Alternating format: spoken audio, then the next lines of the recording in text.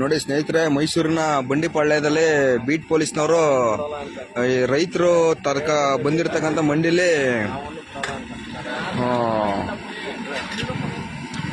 Night beat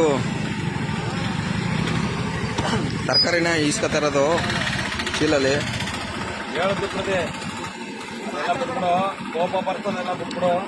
ಹೇಳದ್ನಲ್ಲ, ಕೋಪ ಬಂದಾಗಲೂ ರಿಯಾಲಿಟಿನು ಎರಡು ಒಂದೇ.